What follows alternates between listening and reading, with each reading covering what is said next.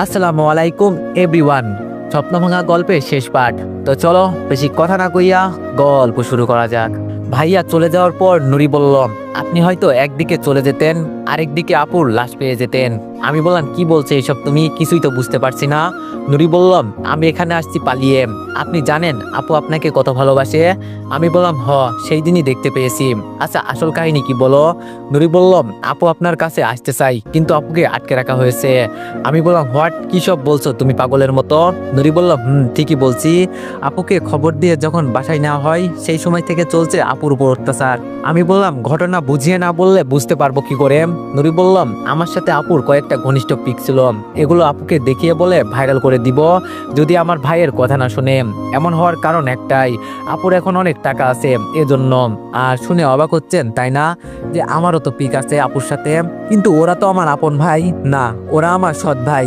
এজন্য আমাকে তো শুধু রাখছে দাসী হিসাবে। মা মারা যাওয়ার পর থেকে ওদের রান্না করে দিতে হয়, আর এখন শুনছি নাকি আমাকে আর পড়াবে না। থাক, আমার কথা বাদ দিই। সেই দিন আপুকে আপনারা সবাই মিলে বিনা অপরাধে অপমান করে আসছেন। জানেন, আমি যখন আপুর কাছে যাই দেখি আপুর হাতে বিষের বোতল। আমি না থাকলে হয়তো আপনার বউ আজকে শেষ হয়ে যেত। আর শুনছি নাকি আপনি চলে যাওয়ার পর ভাইয়া আপুকে বিয়ে করবে। আজকে সকালে নাকি আপনি চলে যাবেন। দৌড়ে আসছি আপনার কাছে, আর এই যে ভাইয়ার ফোনটা চুরি করে আনছি। জানতে পারলে আমাকে অনেক মারবে। নুরির হাত থেকে ফোনটা নিয়ে নিচে ফেলে দিলাম। ফোনটা দুই টুকরো হয়ে গেল। শরীরটা রাগে ফেটে যাচ্ছে। দাঁড়ানো থেকে মাটিতে বসে পড়লাম। হাই হাই, আজকে আমি চলে গেলে রিয়ার কি হতো? আসলেই তো একবারও তো আমি রিয়ার সাথে কথা বলি নাই। আর তার মানে সেই দিন রিয়া ওর চাচাতো ভাইয়ের দিকে এজন্যই তাকিয়েছিল। নুরি বলল, কি চিন্তা করেন ভাইয়া, এখনো কি বসে থাকবেন? আমি বললাম, রাগটা কমানোর চেষ্টা করছি। তুমি আমার কাছে আজকে এসে বলছো, আরো আগে এসে বলতা তাহলে তো। নুরি বলল, ভাইয়ার বাবা সবসময় আমাকে নজরে রাখে। আজকে ওরা উঠানে বসে কথা বলছে কিভাবে আপুকে বিয়ে করবে, আর আমি পিছনের দরজা দিয়ে পালিয়ে আসছি। আমি বললাম, বিয়ে করবে তাই না? দাঁড়াও, ওদের আমি তো জেলের ভাত খাওয়াবই। আচ্ছা, তোমার ভাইয়েরা যা করেছে সব বলো, আমি রেকর্ড করি, তাহলে সহজ হবে। নুরি বলল, আপুর জন্য সব করতে রাজি আমি। ফোনটা বের করে ভিডিও করতে লাগলাম, আর নুরি সব বলতে লাগলো। সবশেষে হকি স্টিকটা হাতে নিলাম, আর রাইফেলটা পিছনে রেখে আমি বললাম, চলো নুরি, দেখি তোমার বাবা আর ভাইদেরকে। নুরি বলল, উচিত শিক্ষা দিবেন, দরকার নেই এমন বাবা আর ভাই যারা আমার বোনের জীবন নিয়ে খেলা করে। হাঁটতেছি আর চিন্তা করতেছি, রিয়ার কোনো দোষ নেই, ওকে তো ব্ল্যাকমেল করা হয়েছে। ছাড়বো না আমি কাউকে। আমার বইয়ের জীবন নিয়ে খেলা করিস, দাঁড়া মাদারি, আজকে সব কয়টাকে খাইছি। আমি বললাম, তোমার আপু কোথায়? নুরি বলল, বাসায় বসে আছে, আপুকে বের হতে দেয় না, যদি আপনার কাছে চলে যায়। আমি বললাম, আর বলতে হবে না, আমি সব বুঝে গেছি। রিয়াদের বাড়ির উঠানে গিয়ে দেখি 3 বাপ ছেলে মিলে আড্ডা দিচ্ছে। আমাকে দেখে যেন ভূত দেখার মতো চমকে দাঁড়িয়ে গেল। আমি বললাম, কিরে শালারা, আমার বউকে নাকি বিয়ে করতে চাস? চাচা শ্বশুর বলল, ও তুই সব জেনে গেছোস? নুরি, তোরে কতবার বলছি বাইরে যাবি না, তার মানে তুই সব বলে? আমি বললাম, আরে রাখ, আজকে তোদের কে বাঁচাবে বল? চাচা শ্বশুর বলল, তবে রে শালা, এমনি আমার শরীর রেগে একেবারে হাইফাই অবস্থা। এমন অবস্থায় নুরির ভাই আসলো। হকি স্টিক দিয়ে এমন এমন আঘাত করলাম শরীরে জোর দিয়ে, ছেলেটা বাবাগো বলে একটা জোরে চিৎকার দিল। আমি বললাম, আজকে তোদের কাউকে ছাড়বো না। আমার বউকে তোরা ব্ল্যাকমেল করিস, সাহস তো কম না তোদের, বলে 3 বাপ ছেলেকে ইচ্ছা মতো মারতে লাগলাম। ওরা চিৎকার করতে লাগলো, আমাদের বাঁচাও। হঠাৎ দেখি রিয়া বাসার ভিতর থেকে দৌড়ে আসছে। আমি বললাম, না, এভাবে মারলে তোদের কিছুই হবে না, একেবারের মতো মারতে হবে তোদের দ্বারা। নুরি, এটা রাখো। হকি স্টিকটা নুরির কাছে দিলাম। পিছন থেকে রাইফেলটা বের করে আমি বললাম, আজকে যদি তোদের মেরে আমাকে জেলে যেতে হয় যাব। আমার বউকে নিয়ে গেম খেলবি না? হঠাৎ মনে হলো কে জানি আমাকে পিছন থেকে জড়িয়ে ধরেছে। পিছনে তাকিয়ে দেখি রিয়া। অমনি আমার সব রাগ পানি হয়ে গেল। রিয়া বলল, প্লিজ এমনটা করিও না তুমি, ওরা যতই হোক ওরা আমার ভাই, মাফ করে দাও। আমি বললাম, দেখো দেখো, কারে তোরা ব্ল্যাকমেল করিস, আজকে দেখ ও নিজেই তোদের বাঁচাতে আসছে। একটু পর পুলিশ আসলো, আমি আসতে বলছি। ওসি বলল, তোমাকে কিছু বলতে হবে না, আমি ভিডিওতে সব দেখছি, চিন্তা করিও না, ওদের এমন সাজা দিব জীবনেও আর এমন করবে না। আমি বললাম, স্যার ওকে আমি মেরে ফেলি? ওসি বলল, এত রাগিও না বাবা। আমি বললাম, এখন যদি আমার বান্ধবীরা থাকতো কি হতো চিন্তা করতে পারছেন? ওসি বলল, ওরা খুব রাগী, এটা আমি জানি।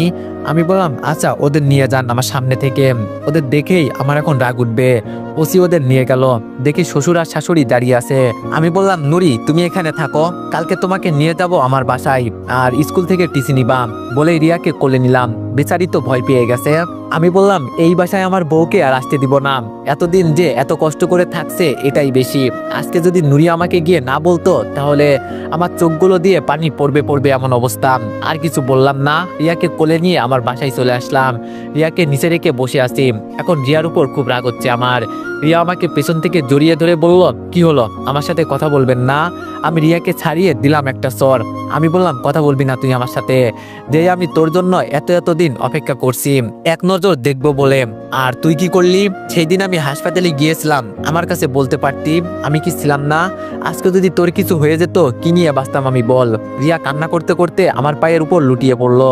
রিয়া বলল, মাফ করে দেন আমাকে, আমি ভয়ে কিছু বলতে পারিনি। যদি সত্যি সত্যি ওরা। আমি রিয়াকে তুলে জড়িয়ে ধরলাম। আমি বললাম, আজকে যদি আমি চলে যেতাম তাহলে কি হতো? রিয়া বলল, আমাকেও পেতেন না? আমি বললাম, দিব কানের নিচে এক চোর। রিয়া বলল, আপনার সাথে কথা বলবো না, এতদিন পর কথা বলতেছি আমি আমার স্বামীর সাথে, আর উনি রাগ করে তুই তুকারি করতেছে। আমি বললাম, কি করব বল, তোরে ছাড়া আমার কি আছে বল? রিয়ার চুলগুলো মুখ থেকে সরিয়ে বললাম, বিয়ের পর তোমাকে একটু কাছ থেকে ভালো করে দেখতে পারছি বলো? রিয়া বললাম, আমি সরি, আমাকে মাফ করে দাও। আমি বললাম, থাক, যা হয়েছে সব ভুলে যাওয়াই ভালো। এখন বলো, বিদেশে গিয়ে যে পড়াশোনা করলাম, আমাকে কি একটু মনে পড়লো না? রিয়া বলল, অনেক মনে পড়ছে। আমি নুরিকে দিয়ে তোমার বাসায় খবর নিয়ে দেখছি, তোমাকে বাড়ি থেকে বের করে দেওয়া হয়েছে। এটা শুনে আমি অনেক কান্না করছি। আমি বললাম, জীবনটাই একটা খেলা জানো, আমি যখন বাড়ি থেকে বের হয়ে যাই, এক রাত কোথায় ছিলাম জানো? ফুটপাতে। রিয়া বলল, কি? আমি বললাম, অনেক কষ্ট করছি জীবনে, তাই আজকে এই পর্যায়ে আসতে পারছি। রিয়া বলল, তোমাকে আমি আর কষ্ট করতে দিব না, এখন আমি আমার স্বামীকে সবসময় বুকের মাঝে আগলে রাখবো। আমি বললাম, আচ্ছা, সেই দিন কত আশা করে তোমার কাছে গিয়েছিলাম কথা বলতে, কিন্তু তুমি বললা না কেন? রিয়া বললাম, আরে তুমি দেখো নাই, তখন আমার ভাইয়েরা হাসপাতালে ছিল আমার উপর নজর রাখতে। আমি বললাম, বুঝছি, ওরা তোমাকে অনেক অত্যাচার করছে না? আমি তো সব কয়টাকে মেরে ফেলতে চেয়েছিলাম। রিয়া বলল, পরে আমার কি হবে? তুমি জেলে গেলে। আমি বললাম, আমাকে ওরা জেলে নিতে পারতো? তোমার স্বামীর ক্ষমতা সম্পর্কে এখনো ধারণা নাই তোমার। রিয়া বলল, সেই দিন হাসপাতালে একটা মাইক্রো দেখলাম, এটা কি তোমার? আমি বললাম, তোমার স্বামী ঢাকা শহরে একটা বাড়ি আর দুইটা রেস্টুরেন্টের মালিক, চিন্তা ভাবনা আছে আরেকটা কিনবো। রিয়া বলল, খুব পরিশ্রম করছো বুঝি? আমি বললাম, অনেক কষ্ট করেছি জীবনে, দিন নাই রাত নাই কাজ করছি জীবনের সফলতার জন্য, আর দেখো আজকে আমি কোন পথে। রিয়া বলল, আর কষ্ট করতেই দিব না তোমাকে। ইস, দেখো শরীরের কি অবস্থা করে ফেলছো, একদম শুকিয়ে গেছো তুমি। আমি বললাম, তোমার কথা চিন্তা করতে করতে এমন হয়েছে। হঠাৎ দেখি ফোনটা বাজতেছে। রিয়া বলল, কে কল করেছে? আমি বললাম, চুপ থাকো একটু, ফারজানা কল করেছে, ও মনে হয় আজকে আমাকে কাঁচা খেতে পারে। ফোনটা রিসিভ করতেই যা মুখ দিয়ে আসছে তাই বলে যাচ্ছে। আমি বললাম, হয়েছে তোর বোকা দেওয়া? ফারজানা বলল, শালা তুই আসবি না আমাকে বলতি, এখন যদি তোর কিছু হয়ে যায় আসবো আমরা আবার। আমি বললাম, তোরা এখন কোথায়? ফারজানা বলল, অনেকটা পথ এসে গেছি। আমি বললাম, আমার বইয়ের সাথে কথা বলবি? রিয়া আমার বেস্ট ফ্রেন্ড, কথা বলো। রিয়া বলল, আসসালামু আলাইকুম আপু, ভালো আছেন? ফারজানা কোনো কথা বলছে না। রিয়া বলল, ওগো কথা বলে না তো? আমি মনে মনে বললাম, বাই দাও আমাকে, ওগো বলতেছে এখন, ভালোবাসা উঠতে পড়ছে। আমি বললাম, কি রে শালি, কথা বলতিস না কেন? ফারজানা বলল, কি হয়েছে, কাহিনী কি বলতো? আমি বললাম, তাহলে শোন। তারপর সব খুলে বললাম। ফারজানা বলল, কি এত বড় সাহস ওদের? আমি থাকলে তো। আমি বললাম, এজন্যই তো তোকে পাঠিয়ে দিলাম, যাতে বড় কোনো ঝামেলা না হয়। ফারজানা বলল, শালা বেঈমান তুই, ঢাকায় আয়, দেখ তোর কি করি। আমি বললাম, সেটা না হয় করিস, এখন শোন, সবাই যেহেতু জেনে গেছে তুই। ফারজানা বলল, আর বলতে হবে না, আমি বুঝে গেছি তুই কি বলতে চাইছিস, খুব শীঘ্রই অনুষ্ঠান হবে, আগে ভাবিকে নিয়ে তুই ঢাকায় আয়। আমি বললাম, আব্বু আর ভাইয়াকে সব বুঝিয়ে দিস তো কিভাবে কি করতে হবে। ফারজানা বলল, এগুলো নিয়ে তোর চিন্তা করতে হবে না। আমি বললাম, আচ্ছা ভালো থাকিস। বৃষ্টি বলল, দীপু দীপু। আমি বললাম, বৃষ্টি বল। বৃষ্টি বলল, ভাবিকে নিয়ে একটু ফাহিমদের বাসায় যাবি তো, মার সাথে কথা বলে আসবি, তুই তো বাসায় আসোস। আমি বললাম, এভাবে হবে না, ঘুষ দিতে হবে। বৃষ্টি বলল, কি চাস বল, তাই দিব। আমি বললাম, আজকে আগে কাজ করি, পরে হবে। বৃষ্টি বলল, আচ্ছা, যদি করতে পারিস তোর জন্য একটা স্পেশাল গিফট আছে। আমি বললাম, তাহলে মনে কর হয়ে গেছে, তোর চিন্তা করতে হবে না। বৃষ্টি বলল, আচ্ছা ফোন রাখি, আর ভাবিকে আমার সালাম জানাস। ফোন রাখার পর রিয়া দেখে আমার দিকে তাকিয়ে আছে। আমি বললাম, কি হয়েছে, এভাবে তাকিয়ে আছো কেন? রিয়া বলল, ওদের কারোর সাথে তো তোমার কোনো সম্পর্ক নেই। আমি বললাম, আরে তুমি পাগল হয়ে গেছো, সেই দিন যে বেশি কথা বলছিল না, ও হলো আমার বেস্ট ফ্রেন্ড, অবশ্য আমার জন্য পাগল ছিল, কিন্তু আমি তো তোমার জন্য পাগল, এজন্য ওকে রিজেক্ট করে দিছি। ওদের সব কয়টার বিয়ে হয়ে গেছে, শুধু একজন আছে, ও আবার ফাইমের প্রেমে পড়েছে। রিয়া বলল, স্বামী রেখে এখানে কেন আসছে? আমি বললাম, আমার জন্য সব কয়টা মরতেও রাজি আছে, জানো না তুমি? শুধু তুমিই বুঝলা না, এটাই বড় আফসোস আমার। রিয়া আমাকে একটা চুমু দিয়ে বলল, রিয়া বলল, আমি অনেক বড় ভুল করেছি, আর হবে না, অনেক অনেক ভালোবাসবো তোমাকে আমি, দেখিও। আমি একটা কিস দিয়ে বললাম, দেখা যাবে বাবু। রিয়া বলল, আচ্ছা নুরিকে কি করবা? আমি বললাম, আমার সাথে ঢাকায় নিয়ে যাব, সেখানের স্কুলে ভর্তি করব, ওর জন্যই তো আমি তোমাকে পেয়েছি।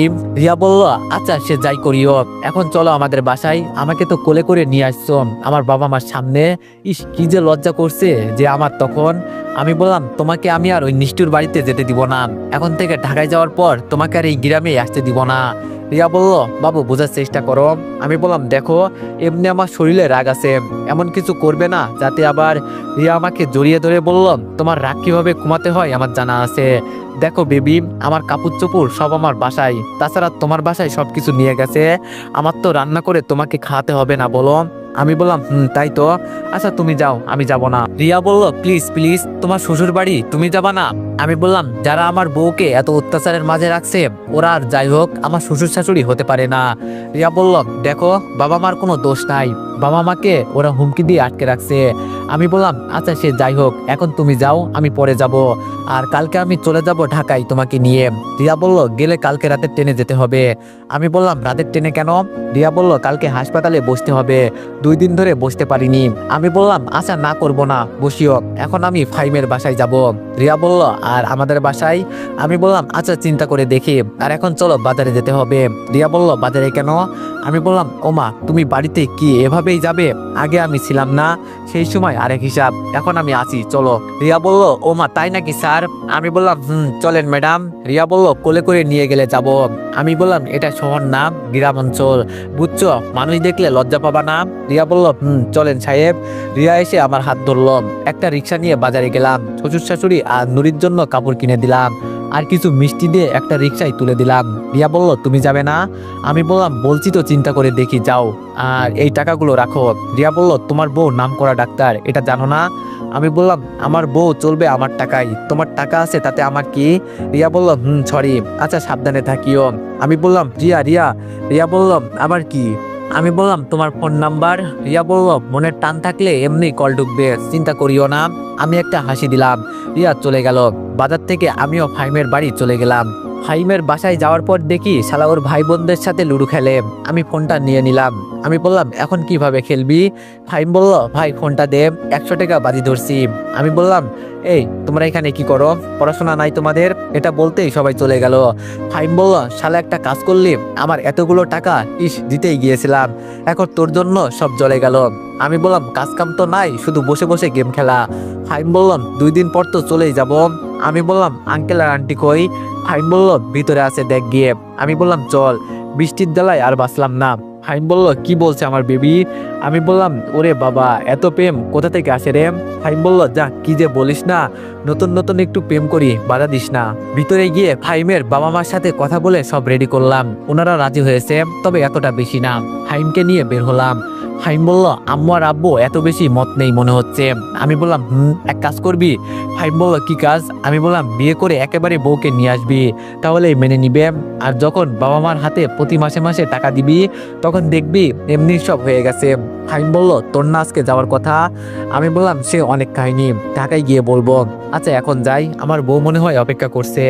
ফাহিম বলল, নতুন বিয়ে করলি নাকি? আমি বললাম, আরে নতুন বিয়ে করব কেন, রিয়ার কথা বলছি। ফাহিম বলল, রিয়ার সাথে নাকি তোর ঝগড়া? আমি বললাম, সব মিটে গেছে, রিয়াকে ব্ল্যাকমেল করে ওর চাচাতো ভাইরা আটকে রাখছে। আজকে সকালে গিয়ে আমি সব কয়টাকে ঝামেলা মিটিয়ে ওদের সব কয়টাকে হাজতে ভরে দিছি। ফাহিম বলল, আচ্ছা মামা চল, হোটেলে গিয়ে একটা সেই লেভেলের খাবার খেয়ে আসি। আমি বললাম, ভালো কথা বললি, সুমনকে কল দে।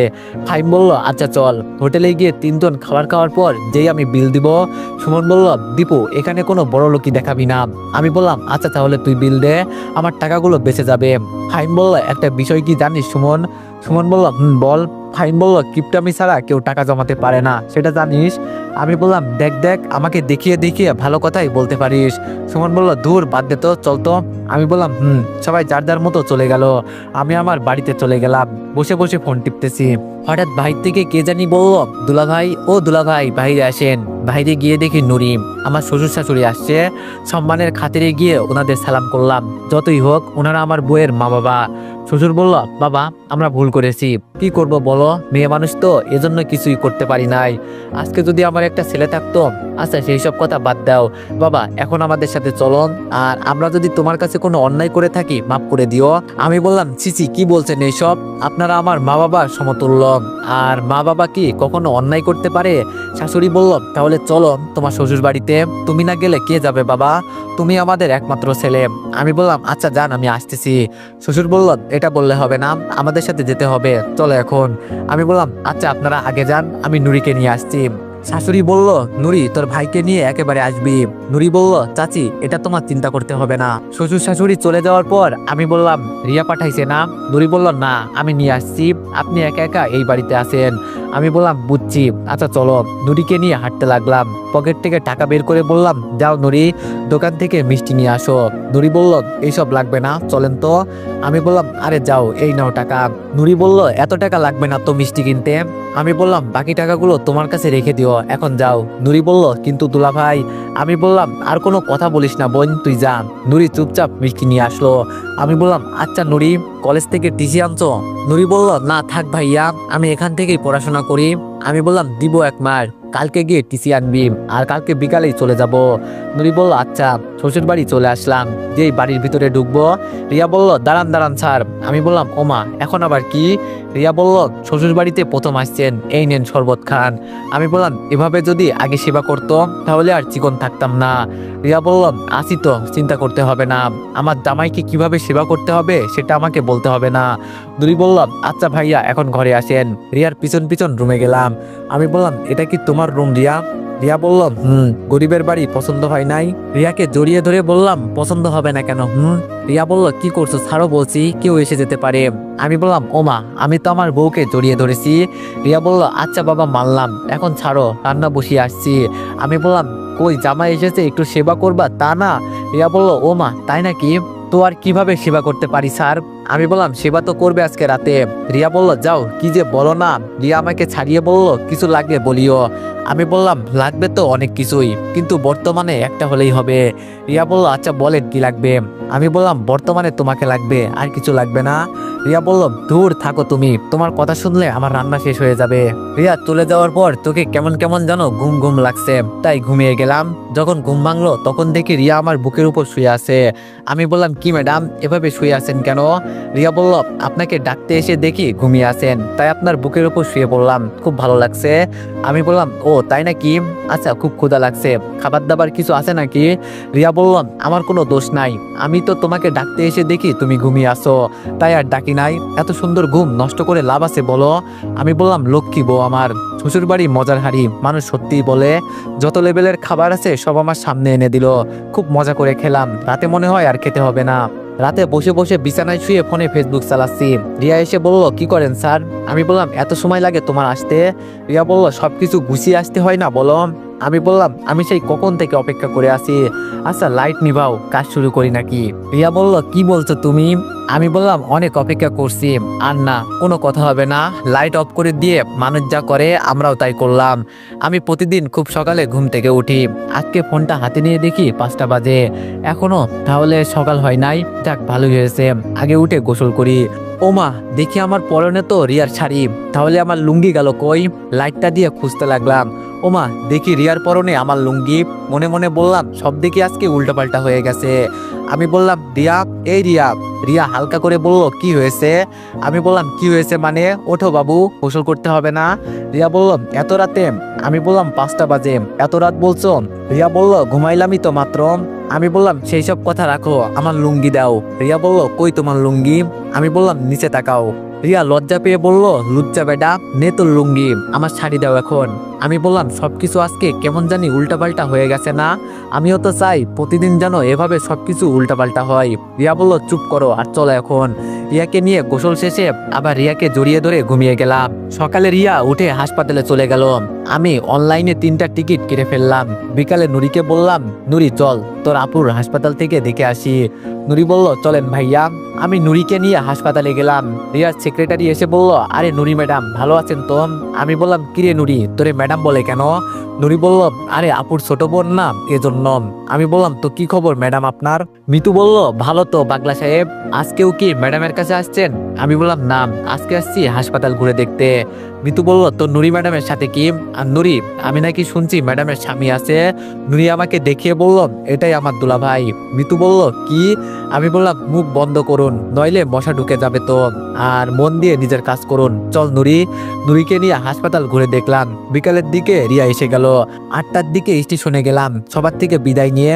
রিয়া আর নুরিকে একসাথে বসিয়ে আমি ওদের সামনে বসলাম। নুরি বলল, ভাইয়া ঢাকা শহরে আমরা থাকবো কই যে আমাদের নিয়ে যাচ্ছেন? আমি বললাম, তোমার আপুকে জিজ্ঞেস করো। কথা বলতে বলতে ওরা ঘুমিয়ে গেল আর আমি বসে বসে ফোন টিপি। সকালে বাসায় চলে গেলাম। নুরি বলল, ভাইয়া এই বাসা কার? আমি বললাম, আমার। নুরি বলল, এত বড় বাসা আপনার সত্যি? রিয়া বলল, তোর দুলাভাই তো। আমি বললাম, কি বলতে চাও? রিয়া বলল, কিছু না। আমি বললাম, বুঝি বুঝি। কলিং বেল বাজাতেই ভাবি এসে দরজা খুলে দিল। রিয়া ভাবির কাছে মাপ চাইলো। আমি ওদের রেখে রেস্টুরেন্টে গেলাম। দেখি বাবা বসে আছে। আমি বললাম, বাবা কেমন আছেন? বাবা বলল, ভালো। তুই আর বৌমা আছে তো? আমি বললাম, বাসায় যান, আমি আছি কিছুক্ষণ। বাবা বলল, না রে, বিকালে বাসায় যাব। রাজু বলল, বন্ধু কি খবর তোর? আমি বললাম, এই তো ভালো, তুই কেমন আছোস? রাজু বলল, কোনো রকম বন্ধু। আমি বললাম, কেন, বেশি পরিশ্রম করিস নাকি? রাজু বলল, তোর বাবা কোনো কাজই করতে দেয় না, বলে শুধু ঘুরে ঘুরে দেখো কোথায় কি লাগে। আমি বললাম, তুই অনেক করছোস আমার জন্য, আচ্ছা তোর ভাবিকে দেখে আসিস। রাজু বলল, আচ্ছা বন্ধু। পরে ভাইয়ার কাছে গেলাম, সবার সাথে দেখা করে বাসায় আসলাম। রুমে গিয়ে দেখি রিয়া শুয়ে আছে। আমি বললাম, কি বাবু, শরীর খারাপ নাকি? রিয়া বলল, আরে না, এমনি শুয়ে আছি, আসো তুমি এখানে। আমি গিয়ে রিয়ার উপর শুয়ে পড়লাম। আমি বললাম, তো ম্যাডাম এখন কোথায় চাকরি করবেন? রিয়া বলল, আগে যেখানে করতাম ওখানেই, এখান থেকে 20 টাকা ভাড়া। আমি বললাম, তাহলে তো কাছেই। আচ্ছা দেশের বাড়িতে কি সপ্তাহে একদিন হাসপাতালে বসো? রিয়া বলল, আমি বললাম, এখন 1 মাসে একবার যাবা, আর তোমার সাথে গার্ড থাকবে। রিয়া বলল, আচ্ছা সে যাই দিও। রিয়াকে নিয়ে ঘুমিয়ে পড়লাম, সারা রাত ঘুমাইনি। রাতে সবাই মিলে খেতে বসলাম। আমি বললাম, আম্মু আজকে থেকে নুরি এই বাসায় থাকবে। আম্মু বলল, তাহলে তো আরো বেশি ভালো, আমার একটা মেয়ে হয়ে গেল। ভাবি বলল, আচ্ছা ভাই, তুমি তো আমাদের এটা বললা না, এসব বাড়ি রেস্টুরেন্ট কিভাবে করলাম? আমি বললাম, অতীতের কথা না বলাই ভালো। আম্মু বলল, না বাবা বলো, আমরা শুনতে চাই। আমিও সব বললাম। আম্মু বলল, অনেক কষ্ট করছিস না রে? আমি বললাম, কি করব বলো, জীবনে সফলতার দরকার ছিল। বাবা বলল, আচ্ছা তোর আঙ্কেলকে আসতে বলিস তো, ওনাকে দেখতে খুব ইচ্ছে করছে। আমি বললাম, আচ্ছা বাবা। সবাই মিলে কিছুক্ষণ আড্ডা দিয়ে রুমে চলে গেলাম। রিয়া বলল, আজকে থেকে তুমি কোথাও যাবে না। আমি বললাম, কাজ না করলে খাবো কি? রিয়া বলল, তোমার বইয়ের কমাতে।